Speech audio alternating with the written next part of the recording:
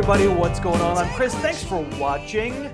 So the Tuesday episode of this particular show will be devoted to kind of the big fantasy football stories, and there are no bigger stories right now than James Conner. What's going on with the Steelers running back situation? I can't tell you anything about what's going on with Le'Veon Bell. He'll report, he won't report. It's frustrating. I took him number one in some places. It's annoying. Now, I did a waiver show here on Monday. Go back and watch that show if you want some waiver advice. James Conner wasn't in that show because he's mostly owned. But let's say that if James Conner is available in your league, he's the number one waiver ad for sure. Now, I don't necessarily expect to see production every week like I saw in week one. And I thought I would show you some film that encapsulates the good and maybe not as good as Le'Veon Bell in James Conner against the Browns in week one.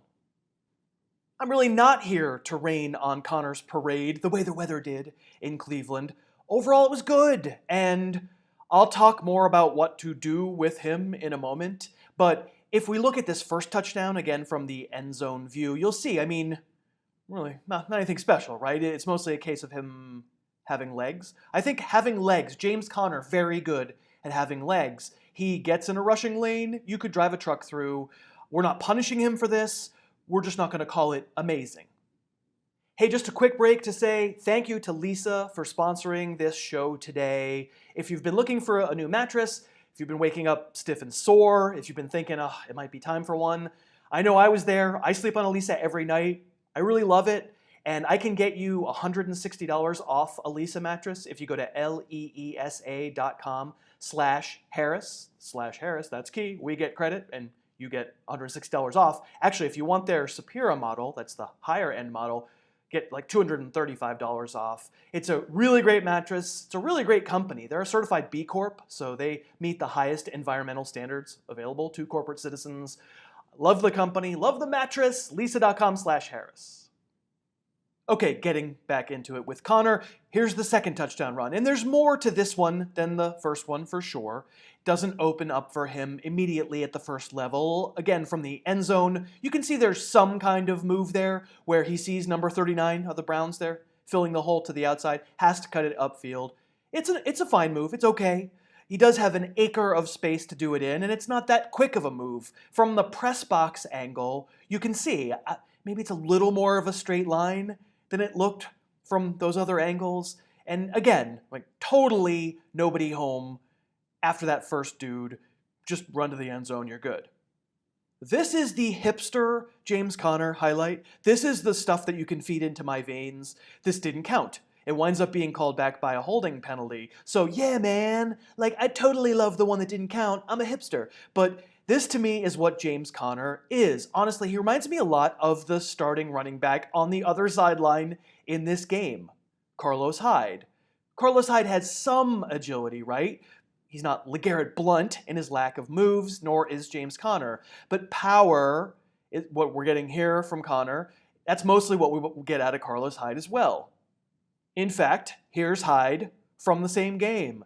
There are moments you watch Hyde and you say, all right, well, okay, he can get around the edge. He's not a slug.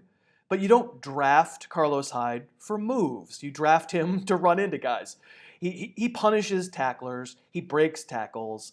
That's what Conner really has in his holster. Not so much moves that are going to lead to big plays. Oh, and just one final note, James Conner, don't fumble. Up 21-7. Let the Browns back in the game. He didn't get punished in the game for this. They kept him in there, but don't fumble. Now, with all this said, maybe you think I'm somehow punishing James Conner, and I'm really not. I'm just saying he's not Le'Veon Bell, and maybe I'm just being too clever by half, right? It's possible that all you care about is that James Conner is the starting running back for the Pittsburgh Steelers. As long as Le'Veon Bell's not there, that's a valuable role. We know that year to year, that's an extremely valuable offensive line, a very good one, and the guy who gets the work behind it is going to have room like we just saw. You can't punish the running back because the offensive line did a great job. And I'm all aboard with that. Conner is a starter for as long as Bell is out. There are going to be moments, though, where it's a little tighter, maybe it's a little better defense, or the scoreboard's a little different, and you're going to want Le'Veon Bell type production out of Conner, and it's not really his particular set of skills.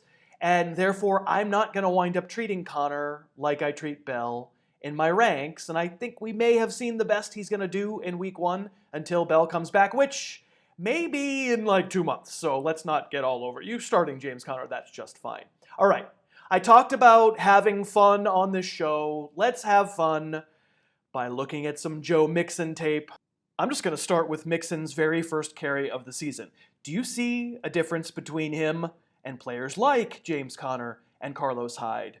He looks shot out of a cannon. There's a lane there, for sure, but the speed with which Mixon gets through it, it's impressive for a guy who's about the same size as those other players. Now, I get it. Okay, maybe he lost all the weight. Maybe he's not that size anymore. I have a headache.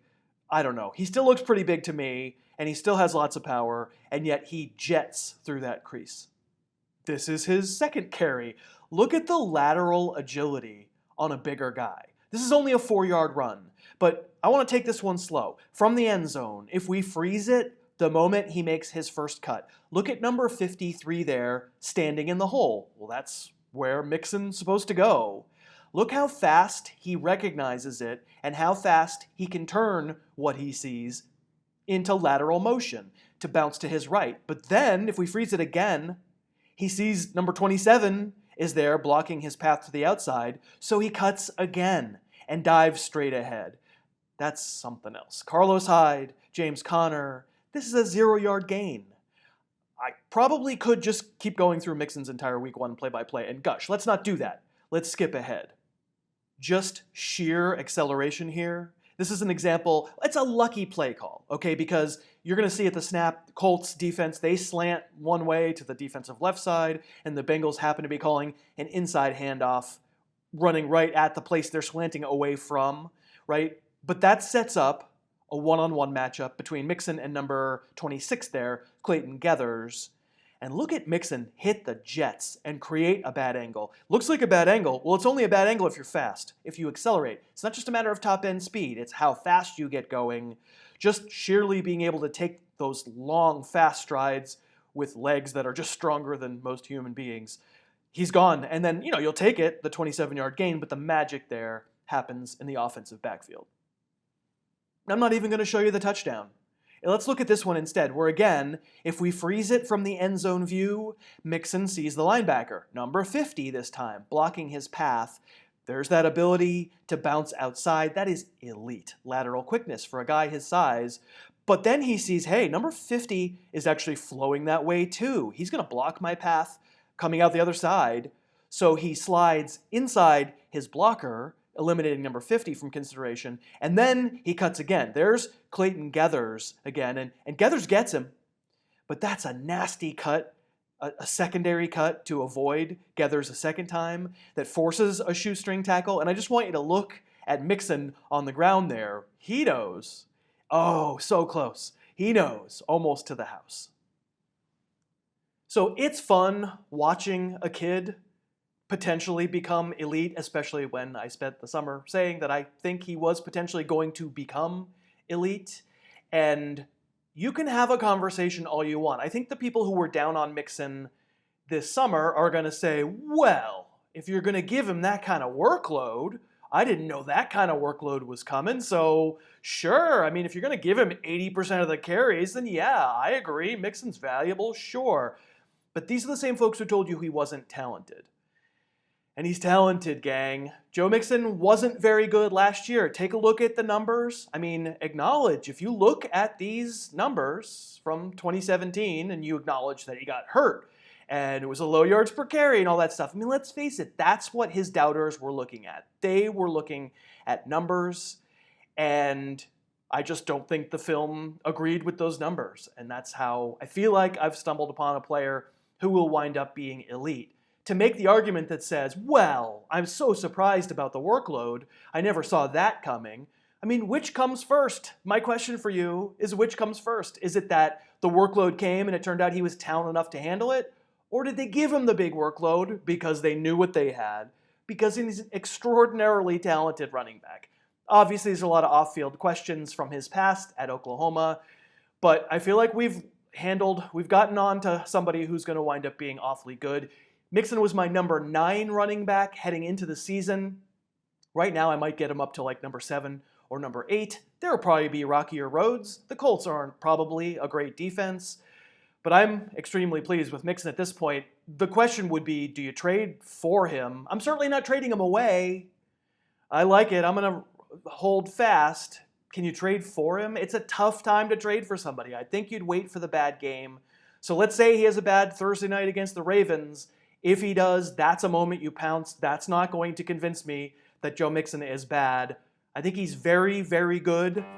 Personally, I'm very happy to have drafted him.